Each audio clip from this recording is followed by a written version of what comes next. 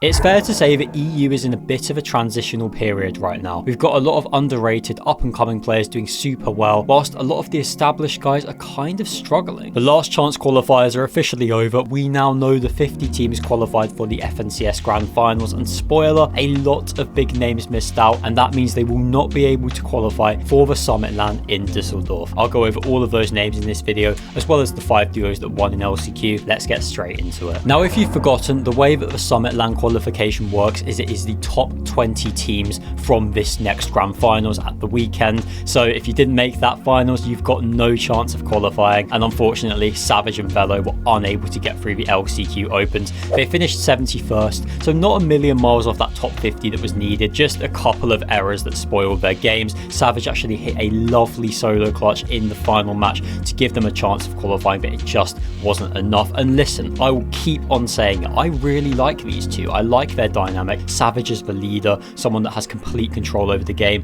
whilst Velo is a support player, someone who's very good at fragging. It just makes so much sense having these guys play together. And yes, I do think that both of them have individual improvements they need to make in order for this to work, but I hope they don't split. I hope they give it another chance, because with a bit more experience, with a bit more time playing together, I could see these guys improving a lot. Let's not forget they were doing well in the divisional cups. They qualified for all 4 that they queued up together. And yes, heats didn't go to plan, but I just felt like they started off the tournament in a pretty bad way. They had that game 1 where they died pretty early and all the zones were pulled to them. In game 2, they died immediately off spawn 2. It just felt like they set off on the wrong foot. Like all the players on this list, it is a shame that MrSavage won't be at the LAN in Germany. I have mixed feelings about this because obviously I like underrated up-and-coming players and I want to see new faces having the chance to go to LAN to show what they're made of, but at the same time, it's such a shame that some of these personalities that have been in the scene for years that we've grown so accustomed to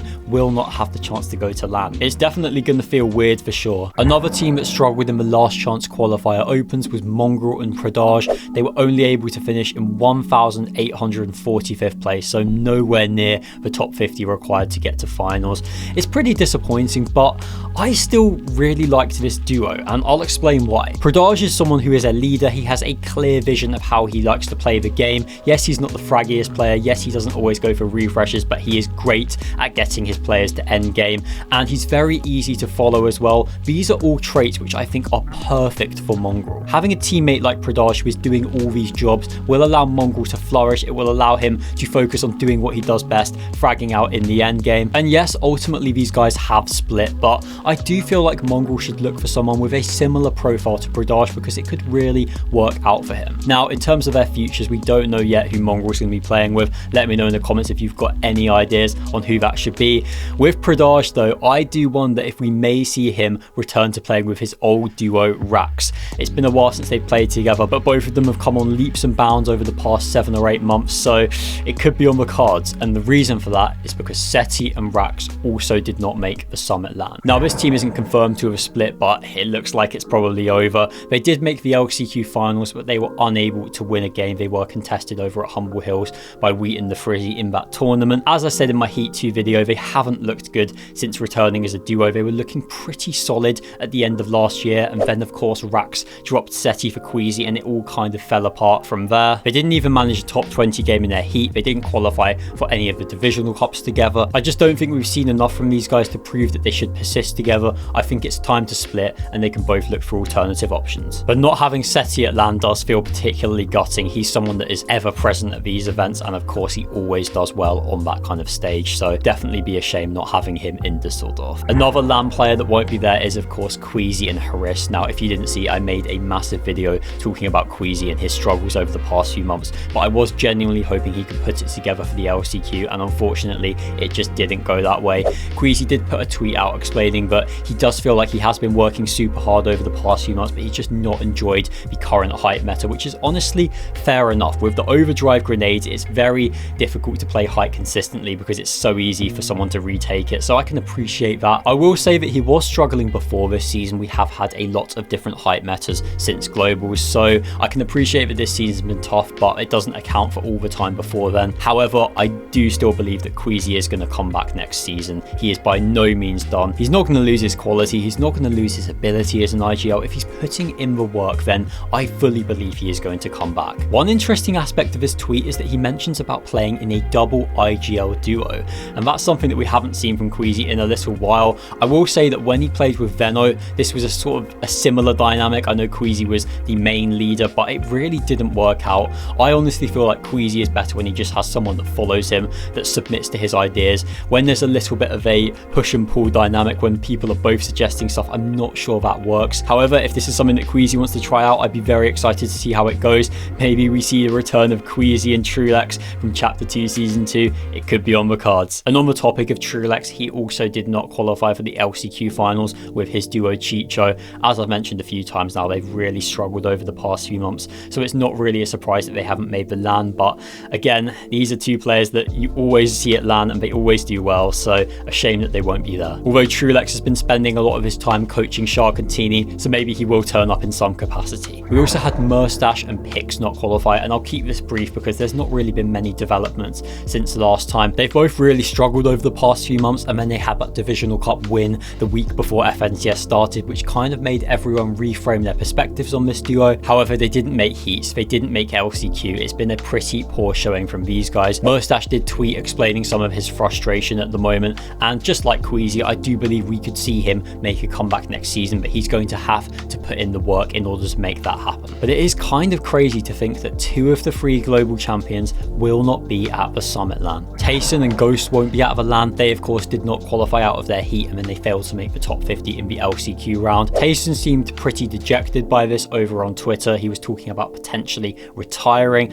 and listen, we've seen players say this before, and often all they need is a little bit of a break from the game and they can get the love back for it, which to be fair is exactly what TaySon mentions here. I do hope that if he takes this break, he may well be able to get back to his best. And now we move on to the big teams that actually did make the top 50 in the LCQ but weren't able to win a game. We had Asa and PodaSai, who did struggle, and this was a real shock to me because I felt like they were absolute locks to make the Summit LAN. They've been looking really solid lately. It just didn't quite go well for them on the day. They struggled a bit in heats. PodaSai made a very mature tweet where he explained that he is going to continue the hard work and that 2026 is not done for him yet. And I do believe that we have not seen the last of this duo for the year. We won't be seeing Pinq and Seyyto at the Summit LAN either.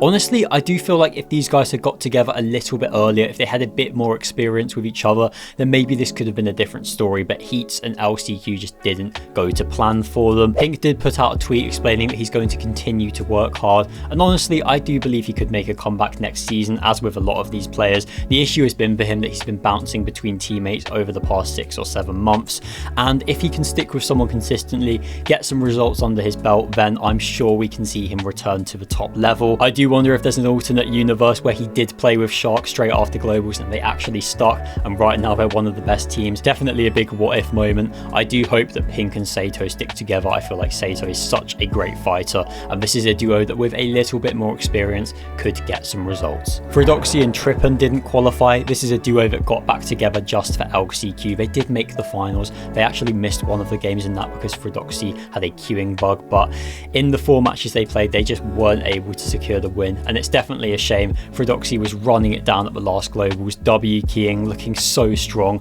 feared by everyone in the lobby, and now he won't even be there. It's definitely a shame. Another player that was so good at Globals 2025 that will not be featuring in Germany is Vanyak. He played with Pinq. This was a last minute duo for the tournament, and it just didn't go to plan for them. Yes, they made the LCQ finals, but they were contested over at Latte Landing. They struggled a fair bit. They just didn't really look like winning a game at any point. I'm not sure where Vanyak goes from here. Potentially he may be looking for a new duo. I'll keep you guys up to date on that. In terms of Pinq, he is now back with his old teammate Wox. Wox did play the last chance qualifiers with Kiro and they failed to make it to the finals, but Pinq and Wox back, that's an exciting duo. Vadeal Vampi also missed out in very unfortunate circumstances. They managed not 1 but 2 second places in the LCQ finals. Had they been able to convert either of those games into wins, then we'd be seeing them in the FNCS Grand Finals, but this time it just wasn't to be. And the final team I want to talk about is Callum and Alva Halo. Now Callum is an up and coming Irish player, and he did announce his retirement after not making it through LCQ. He did actually qualify for heats, but he wasn't able to progress through that round, and I do think he is a player that certainly has a future. He looks good with Alva Halo, with TruleX before then as well, so I definitely hope that he continues playing the game because he does have potential. I just mentioned TruleX.